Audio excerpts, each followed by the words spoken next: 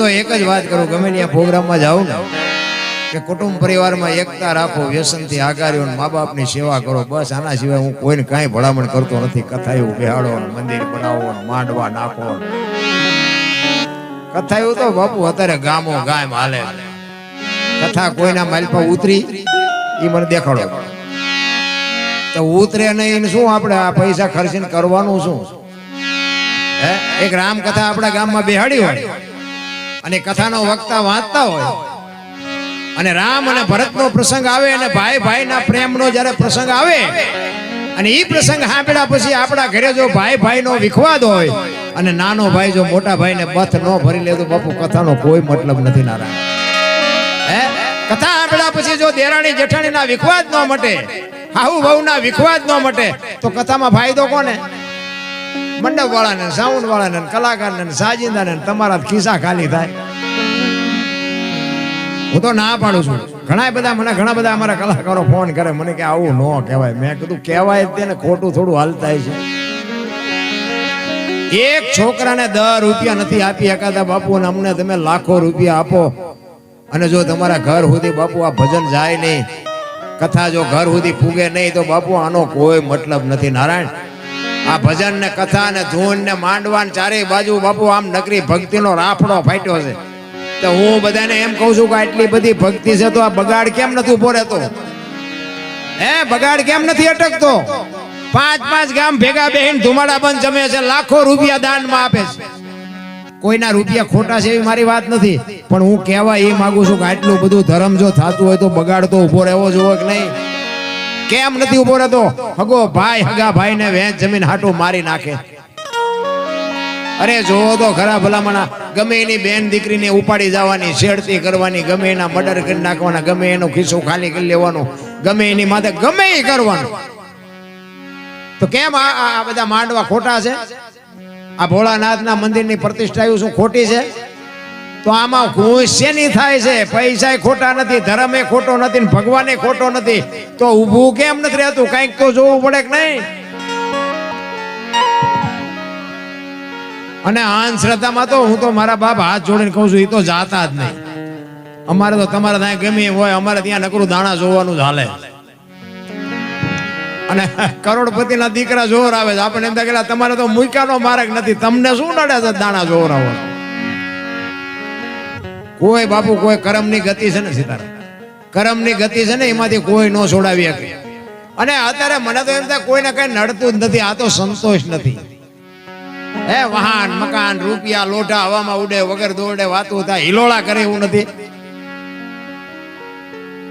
આપણા ગઢે સારું જોડું નથી પહેર્યું, સારું કપડું નથી મળ્યું, સારો 2 ટાઈમ રોટલો સારો નથી મળ્યો. ભલામણા આ માથે ફુવારા થાય છે, આમ તમે જોવો તો ખરા. હજી માણાને સંતોષ નથી. બોલો, આ લગ્ન ત્યાં તેથી માથે નથી ફુવારા આવા થયા. હિલોળા કરે એવું છે, પણ બાપુ શેઠો નથી. રામ ને કે આપણા ગઢા બાપુ જે જીવા છે ને એ તો આ બધી પાઘડીઓ બેઠીને, જો કે આ પાઘડીઓ જોઈને મને આનંદ થાય છે. હું અહીંયા આવ્યો ને હું એ જોતો હતો, મેં કીધું આ શેલી પેટી છે, આ પેટી વહી જાય પછી પાઘડીની ખબર જ નહીં પડે પાઘડી કોને કહેવાય. આપણે ડાલામાં તો હાવત બેઠા હોય બેઠા ને બાપુ, જો પાઘડીઓ માથે છે એ કેવો જણ રૂડો લાગે. આ પાઘડી છે બાપુ એક મર્દની નિશાની છે. રામ, આપણી સંસ્કૃતિ છે ને, આપણી સંસ્કૃતિને બાપુ આપણે જાળવવા માટે આપણે કંઈક મહેનત કરવી પડે. આપણી મહેનત વગર આપણી સંસ્કૃતિ રહે નહીં. એક આપણા માત પિતાને જો આપણે પગે લાગીને તો જ આપણી પરજા આપણને પગે લાગે. બાકી આપણો દાંડો ન નમ્યો હોય પરજા શું નમે? અરે હું તો એમ કહું કે આપણા મહેમાન આવ્યા હોય તો આપણા ભૂલકા હોય ને, છોકરા હોય ને બાપુ, એને આદત પાડી દેવાય કે આપણા મહેમાન આવ્યા બેટા જય માતાજી કરી, સીતારામ કરી. એ આપણી સંસ્કૃતિ છે, એ આપણી પરંપરા છે. પણ મારો કહેવાનો અર્થ શું છે? જીવન મળ્યું છે બાપુ, 5 તત્વનો દેહ છે મહાપુરુષ. મને તો એમ થાય કે માણા જેવો અવતાર મળ્યો છે. અને એમાંય સતયુગ ને દ્વાપર ને ત્રેતા ની તો બધી વાતો આપણે સાંભળી છે. રામ જાણે કેવો સમય હશે એ તો આપણને કઈ ખબર નથી. પણ મને એમ થાય કે અત્યારે ભલે દુનિયા કહેતી હોય કળિયુગ છે, અત્યારે ઘટે છે હું એ મને કહો. સતયુગમાં હરિશ્ચંદ્ર રાજા, અયોધ્યાના મહારાજા બાપુ, કાશીની બજારમાં રીંગણા વેચે બૈરું વેચ નાખવું પડ્યું. અત્યારે બૈરા વેચવાનો વારો આપણે આવ્યો હજી? અયોધ્યાનો સમ્રાટ અને અયોધ્યાની મહારાણી લેવી છે કોઈને બાય, લેવી છે કોઈને બાય. વિચાર તો કરો બાપુ કેવો સમય છે. આપણે અત્યારે લઈને બૂસ મારી દે, બોલો લઈને પાછા નથી દેતા. બૈરા હું વેસવાના હતા. આ તો શેઠો નથી. નકે મને એમ થાય કે બાપુ સ્વર્ગ જેવી દુનિયા છે, આમાં કાંઈ ઘટતું જ નથી. બધા કે સ્વર્ગમાં ઇન્દ્ર ભગવાન સોનાના સિંહાસન ઉપર બેઠા છે, ઇન્દ્રની અપસરાયું છે, અહીંયા ફુવારા છે, તો અહીંયા કોઈક જી આવ્યું હોય કોણ મારે પગ ઝાલવા છે? જી આવ્યા કોઈ સ્વર્ગમાં? અરે આ બધું ડીંગો ડીંગ આમ જ હાલે છે. આ બેઠા છો ને સ્વર્ગમાં જ બેઠા છો, જો હવું જ પડતી હોય તો. મને તો એમ થાય કે હું બોલું છું ને મારો ભગવાન સાંભળે. બોલો, હું તો મને આમાં બધા ભગવાન દેખાય, તમને આનો ભગવાન દેખાતો એ તમારો પ્રશ્ન છે.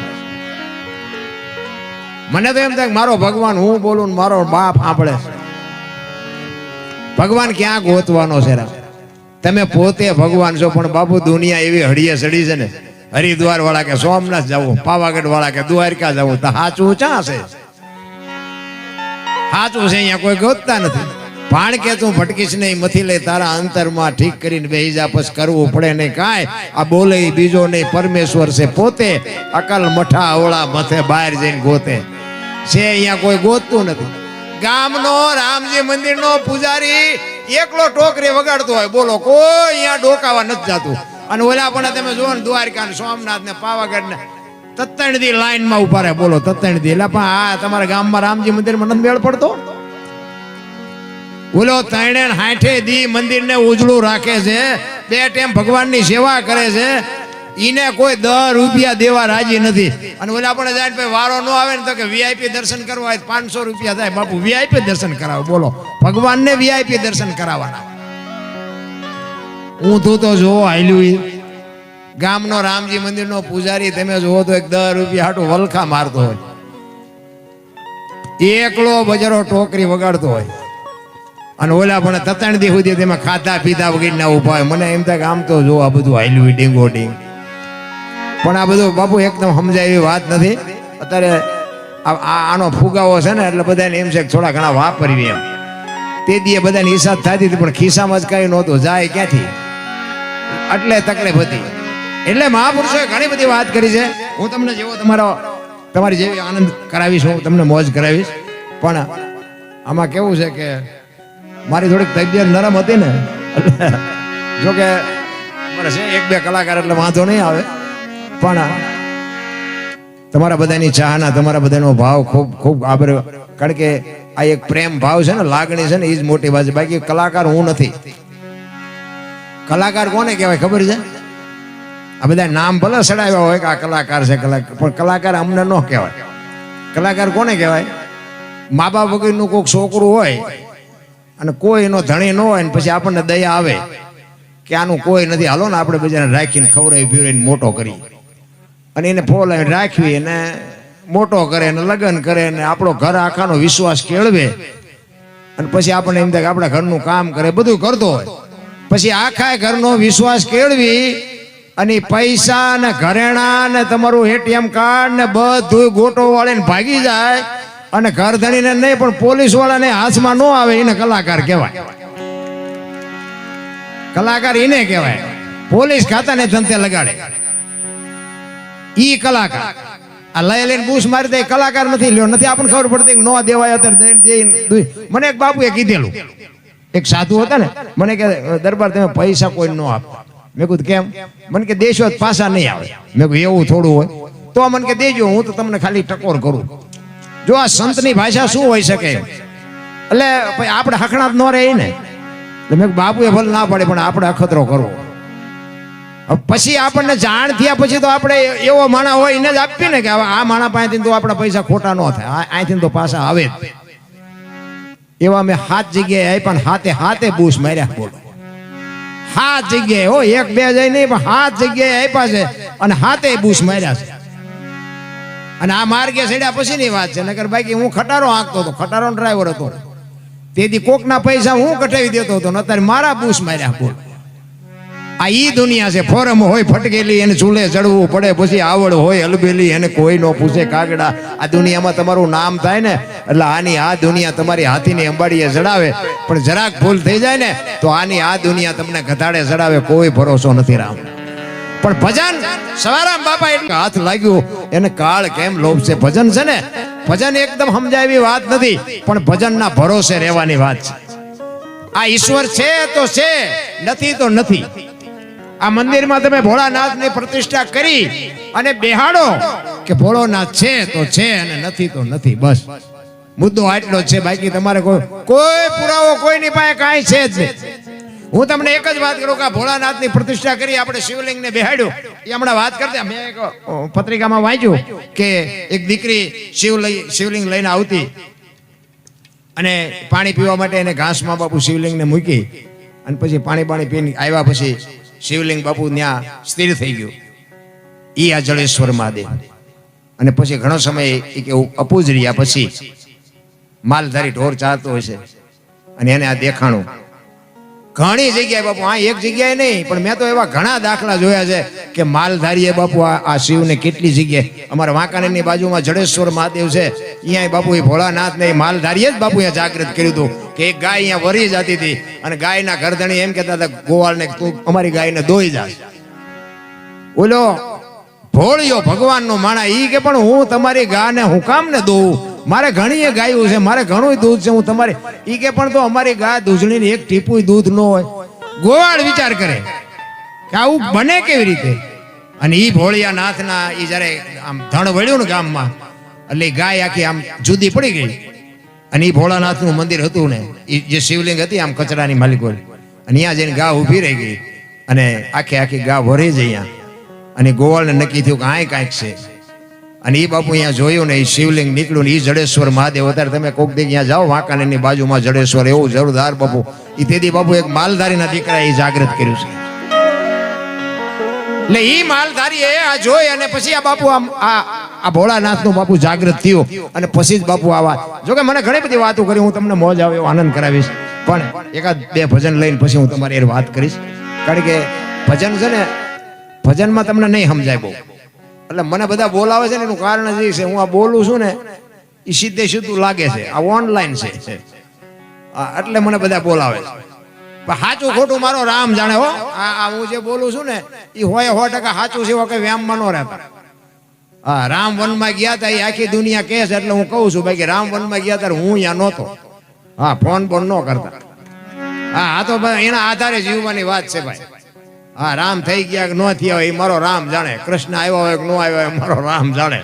બાકી આ બધા આનંદ કરે છે એટલે આપણે આનંદ કરવો. બાકી જય ભગવાન. બાકી મને એટલી ખબર પડે કે હું જ્યાં સુધી બોલું છું ને હું જ્યાં ત્યાં બેઠો છું ત્યાં સુધી તમે આમાંથી ન જઈ શકો, ન જઈ શકો, ન જઈ શકો. એટલી બાપુ મારી વાણીમાં મારા ગુરુ મહારાજની બાપુ તાકાત છે.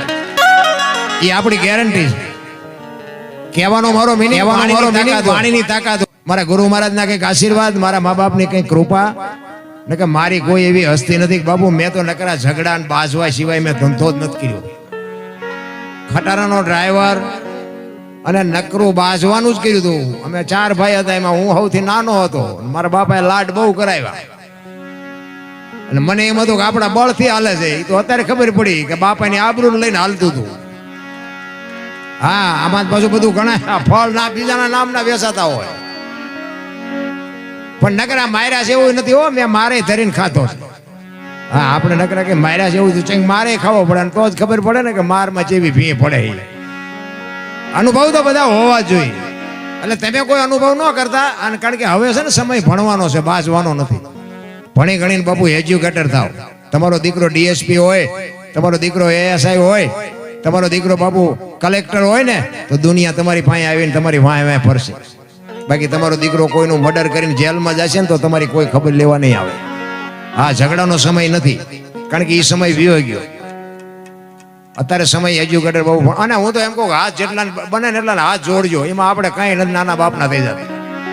બાકી ઝઘડાનું મૂળ તો બાપુ વાવતા જ નહીં. આ રામાયણ ને મહાભારત બે છે ને મહાપુરુષોએ બનાવ્યા. રામાયણ કે જેને જોતું લઈ જાઓ, એમાં કઈ ઘટ્યું નહીં. મહાભારત કે કોઈને કઈ દેવું નથી, એમાં કઈ વધ્યું નહીં. આ નજરની સામેના દાખલા. હા, મહાભારતના બાપુ કેવા પાત્રો તમે જો. મહાપુરુષો તો એમ કે છે કે એક હાથમાં 10 હાથીનું ભુજાબળ હતું, પણ ઉપયોગ શેમાં કર્યો? ભાઈઓને મારવામાં. અને છેલ્લે તમે વિચાર કરો કૃષ્ણ પરમાત્મા જેના પક્ષમાં હતા, પાંડવના પક્ષમાં, એ પાંડવ જીત્યા, હસ્તિનાપુરની ગાદી મળી. પણ એ હવાજ કેવો લાગ્યો?